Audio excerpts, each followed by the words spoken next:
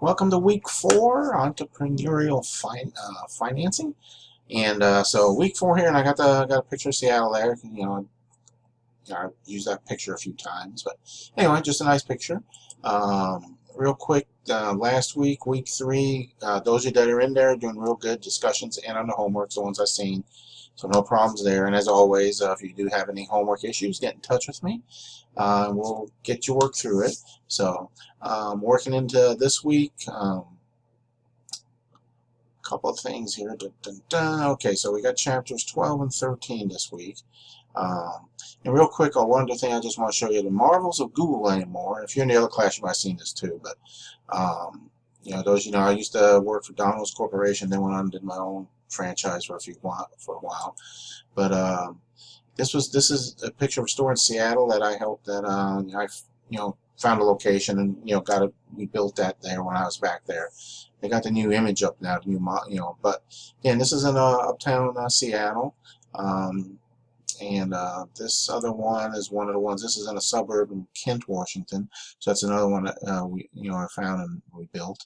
I'm just showing you these because of the entrepreneur side of it and the taxes, and when you have corporations, you have be it Inc. or LLC or whatever the case is. Depending on how you're set up, you might have to do things a little different. So when we get into the financing thing, there too, there's reasons you might want to do different things. Chapter 12 covers alternatives to financing. There's lots of ways to get the money, aside from having the so-called rich uncle that will give you the money to start your own business. There's companies out there, there's banks, depending on your own credit. That's why a lot of us talk about credit and making sure you're doing things to keep your personal credit ratings at good, where a bank will give you money and they feel comfortable giving you $500,000 or $1 million or whatever it is you need to start a business. So, but there's this chapter here covers a lot of the different avenues and ways of doing things and how it's looked at. We going in wanting money because we got this great idea to start a little business, but the people investing in it, loaning you the money, they have things they look at because they're also running a business. It just happens to be the money business. So there's also restrictions and different things in there. So as you go through here, you'll find a lot of things that have to do with that. So the other chapter, okay, chapter 13. It has to do with what they call security structures and values. A lot of things. A lot of people, when I didn't know a lot. Like when I went and got my MBA, in the accounting class, that's when I learned about how stocks work. We all hear about, you can buy stock in a company, but there's different types of stocks. Us, the regular people, we buy a thing called common stock. Okay, if you call up or you go online to E-Trade or something, you're dealing in common stock, but they also got a thing called preferred stock. Preferred stock is the people who are like the initial investors. It has a certain level onto it. Like if something ever happens, the people with the preferred stock get paid first. The common stock people get paid second or don't get paid. Like, if something bad happens. So that's just one of the things. So there's a lot of different things in here that have to do with how things happen. Bankruptcy, right? So anyway, just a lot of things to look at, especially in the stock thing.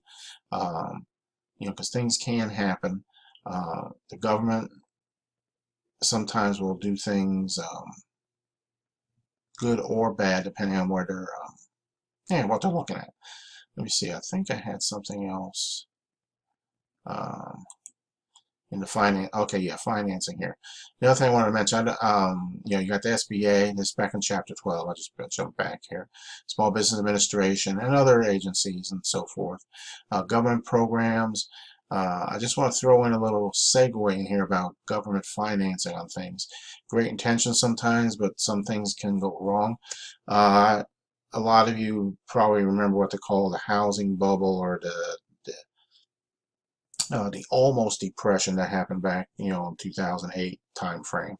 A lot of politics go back and forth, but anybody back in that time, I was actually doing a research project, and so it was just coincidental we were able to research the housing bubble and the crash of the economy and everything. And contrary to what all the fighting politicians going back and forth want to tell everybody, what actually caused that was, yeah, politicians with good intentions, but who either never ran a business or no experience, whatever the case may be. And yes, it was Democrats because they were in control during that Bush period. The Democrats were in control of the House, so they passed some measures that basically forced banks to lower their requirements, where people who normally wouldn't qualify and couldn't afford it, went out and got houses. So that's what caused the collapse. And there was a little bit of irony because even there was a couple. If you want to do some Googling, there's a couple of snippets out there where Bush and McCain were predicting what was going to happen if, and sure enough, it happened. There's also a good movie that was out. I can't remember it now, but it had to do with stock market. I'm sorry, I don't remember what the name of it is. So, but it has Steve Carell, guy that was on The Office, if you know what that is. So that was a very good movie, and it was pretty factual on the background of what was going on. So if you're interested in that. So anyway, the point is, government's good, but depending on what it is they're getting into, you might have some other options to look at. Okay, so all right. I think I will quit rambling, and make sure we got everything covered here. Okay, upcoming discussion. All right, so here you go. Okay, so here's a scenario being the loan officer. So the 5 C's of credit. So there you go. You get learn a little bit there. So that's the discussion. And then the homework should be the homework similar as you've been doing. Oops, get in there. Come on. All right, so you get open.